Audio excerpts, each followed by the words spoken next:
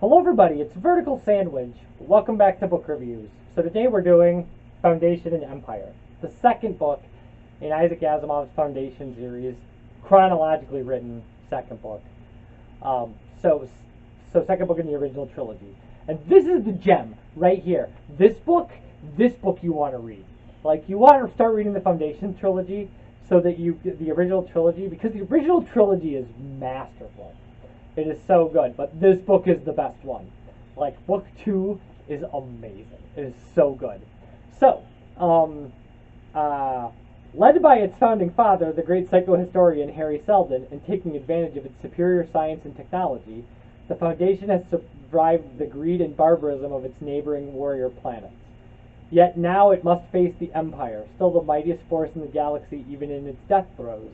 When an ambitious general determined to restore the Empire's glory, turns the vast Imperial fleet towards the Foundation, the only hope for the small planet of scholars and scientists lies in the prophecies of Harry Seldon. That's the first half of the novel. But not even Harry Seldon could have predicted the birth of the extraordinary creature called the Mule, a mutant intelligence with a power greater than a dozen battle fleets, a power that can turn the strongest-willed human into an obedient slave. So, the first one is all about the dying Empire turning on the Foundation, trying to fight it. And it's fine. It's fine.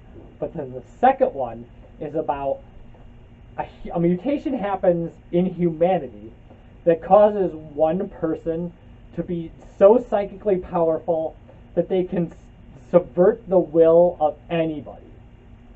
So if you meet them, you become their ally, willing to give up your life for them. And he starts taking over the Empire, and there's nothing that they can do about it. And because he's a single individual, and psychohistory only works in groups, Seldon's plan cannot compensate for the Mule. It can't predict it. It can't know what was supposed to happen. And so the Mule just starts destroying everything for the Foundation. And there's no defense against a guy that the minute you meet him, you become his staunchest ally. It's amazing. The Mule is amazing because, nobody knows what he looks like. Nobody knows. All they know is where he goes, governments follow him instantaneously. Because that is his power. He can just walk into a throne room and there's a king there and he goes, "I'm taking over your kingdom." And the king goes, yeah, thank you, and gives him the throne. It's amazing. And you just go well, okay. Now here's the thing, is throughout the course of that novel, it becomes obvious that Harry Seldon set up two foundations, right? And that is not as obvious in the first novel, but it comes out in the second novel. And that's what the Mule is looking for. He's looking for the second foundation because nobody knows where that one is. The first foundation was set up publicly, but the second foundation was set up secretly as a failsafe, an apparent failsafe for the first foundation. And that one was secret, so that if something happened, like the first foundation is destroyed by a giant armada, or that the Mule subverts it, that there's a secret second foundation that would continue the work of Harry Seldon. Now these things are going to become, the idea that there's a second foundation is the rest of the series, just summed up, is that everybody knows about the first foundation, but the second secret foundation is a thing, it's a thing. And we'll deal with that more, but the Mule is, just seriously, the Mule. It's so great because you read a book and a half, and Foundation and Empire is about the size of, it's about 300 pages. You read the first book, and it's so about how people can outwit this plan and stuff like that, and then you read the first half of this book, and you're like, oh, it's going the same place, and then the Mule happens, and you're like, oh, we're just off the charts now. We're just out in space, and, the Foundation people have no idea what's going on at all. They're just they know that this thing is happening, but they have no idea how can the plan ever, they're off the plan. There's no longer a plan. So, let's read a little bit. "This is treason," gabbled Ingber. "It certainly is," gloated Miss, "but what are you going to do about it? Let me tell you about the Time Vault.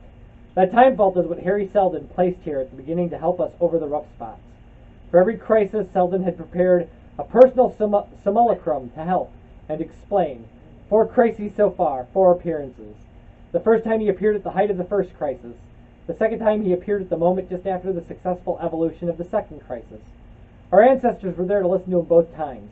At the third and fourth crisis, he was ignored, probably because he was not needed, but recent investigations, not included in those reports you have, indicate that he appeared anyway, and at the proper times. Get it? He did not wait for any answer. His cigar, a tattered dead ruin, was finally disposed of. A new cigar groped for and lit. The smoke puffed out violently. He said, "Officially, I've been trying to rebuild the science of psychohistory. Well, no man is going to do that, and it won't get done in any one century either. But I have made advances in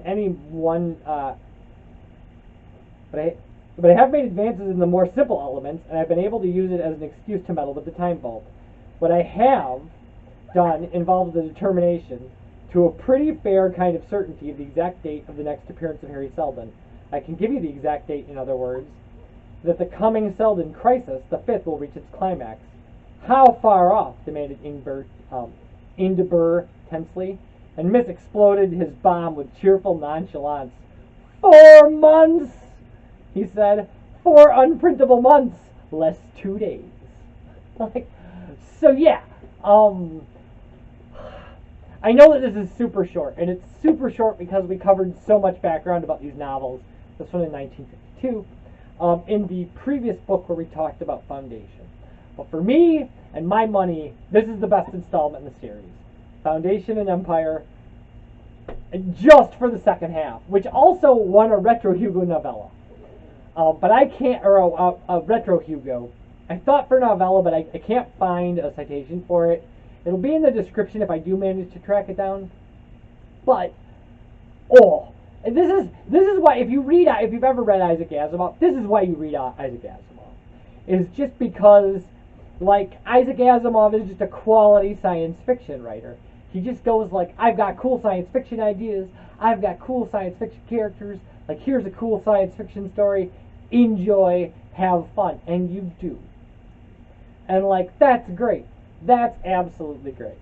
So, Foundation and Empire is, I can't recommend, first off, I can't recommend the original Foundation trilogy more. So, like, Foundation and Empire, and Second Foundation, you should read. They are foundational in science fiction. I mean, they're super important. It's a super important series. It's really far ahead of its time. It's so good. It's kind of that era of science fiction at its absolute best, and genuinely fun. You will genuinely have fun reading the Foundation series. So, when we come back, which should be tomorrow, Second Foundation, the 3rd book in the original trilogy. I will see you guys for that. Bye, everybody.